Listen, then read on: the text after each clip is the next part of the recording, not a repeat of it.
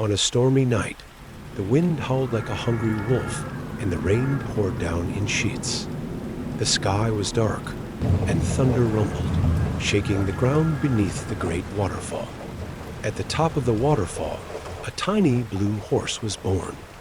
His name was Blue. Blue wasn't born like other horses. He tumbled down from the top of the waterfall, falling through the roaring water into the deep pond below. The water was cold and wild, but Blue was safe. He splashed into the pond, his small body floating gently to the surface. There, at the edge of the pond, an ancient turtle watched over him. With wise, old eyes, the turtle gently nudged Blue to the shore. "You are special, little one," the turtle said softly, "and you have a great journey ahead." Blue grew up in the meadow beside the pond. The grass was soft, and the water sparkled under the sun.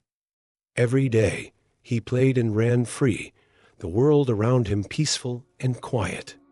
But every night, something strange happened. Blue had the same dream over and over again. In his dream, he heard a voice calling to him, far away in the dark. "Blue, Blue, come to me." But no matter how hard he tried, he could never see where the voice was coming from. The darkness of the dream seemed to swallow everything.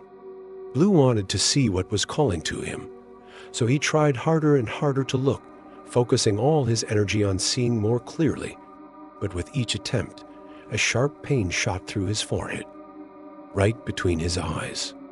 It was as if something was pressing against his head. The pain was so strong that it woke him up, and Blue would lie there, his heart racing, unable to fall back asleep.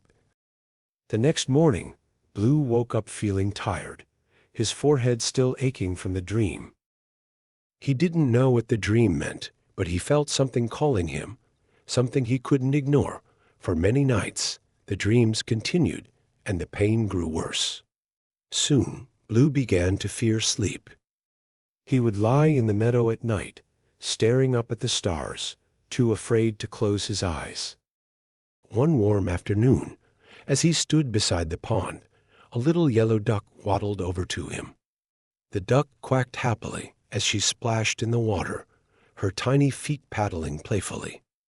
She was young and cheerful, full of energy.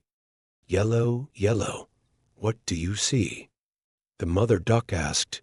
Yellow the duck looked up at Blue and giggled. "I see a blue horse looking at me." Blue smiled at his new friend. He had never met a duck before, but Yellow was kind, and she didn't ask too many questions about his dreams. They spent their days together, playing by the pond and exploring the meadow. They were good friends, and for the first time in a long time, Blue felt a little less alone. But one day, Yellow couldn't find Blue. She waddled around the meadow, calling for him, but there was no sign of him. When she finally reached the pasture, she found Blue lying on the ground, groaning from the headache that had been bothering him. "What's wrong, Blue?" Yellow asked, waddling up to him. She could see the pain. Blue slowly opened his eyes and sighed. "It's the dream," he said softly. "Every night I see the same thing, and the pain gets worse.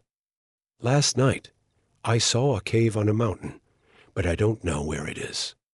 I don't know how to stop the pain." Yellow thought for a moment, then waddled excitedly. "I have a friend named Red. She's a red bird, and she flies high in the sky. Maybe she knows where the cave is. She's always flying around and seeing things from above." Blue nodded, feeling a little hopeful.